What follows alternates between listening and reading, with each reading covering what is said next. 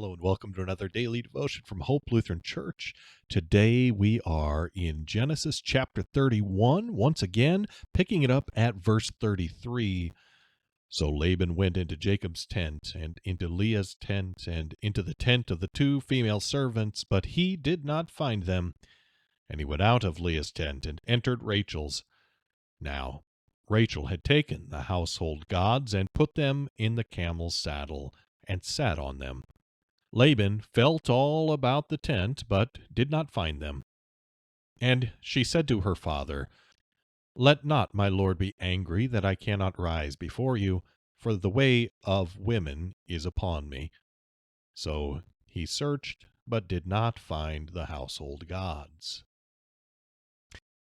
Yesterday we heard how Jacob and Rachel and Leah had taken off from where Laban lived, heading back to Jacob's homeland, back to Canaan. And Rachel had brought with her her father's household gods. See, these were actually statues, idols that represented the gods, the false gods that were worshipped in that area. And she brought them with her. Why do you think she did that? See, I think it was because she was afraid.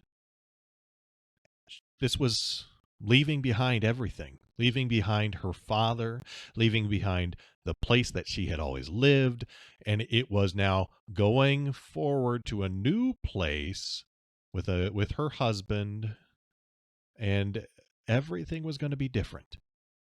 And I think she was afraid. And so she clung to that which she trusted in the most. She was not worshiping the true God at this point, it seems. She was trusting in idols. Luther has a really helpful way of explaining what it is to have a God. In the Large Catechism, see, I got my new little Book of Concord. I got the small one now. I like this. I love the size of this. I can hold it in one hand. Really handy. Luther, in the Large Catechism, he says, "What does it mean to have a God? Or what is God?" Answer: a God means that from which we are to expect all good, and in which we are to take refuge in all distress. So to have a God is nothing other than trusting and believing him with the heart. See, I think Rachel was trusting in and loving those idols, and so she clung to them. She took them with her, and then she hid them underneath her and said, "Dad, it's my time of the month. You don't want to check under there. I'm just going to stay right where I'm at." But she wanted those idols because that made her feel safe. Those idols made her feel protected. What is it that makes you feel safe?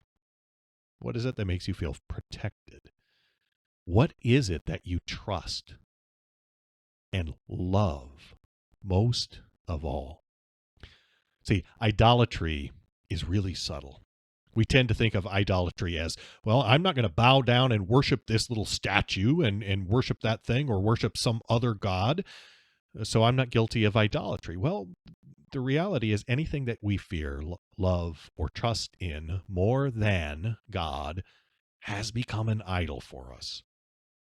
So I think what we need to have is for the commandments to reveal those idols to us so we can confess that to God, ask his forgiveness, ask him to strengthen our faith so that we put our trust in that which is certain, in the Lord Jesus Christ, not in whatever else we might put in the place of God that we might fear, love, or trust in more. So what are the idols that you struggle with? Think about that. Confess it to the Lord and ask him to strengthen you to have a faith that trusts in, loves, and fears Jesus and fears the triune God above all other things. God's blessings. Have a great weekend. I look forward to spending more time with you again next week.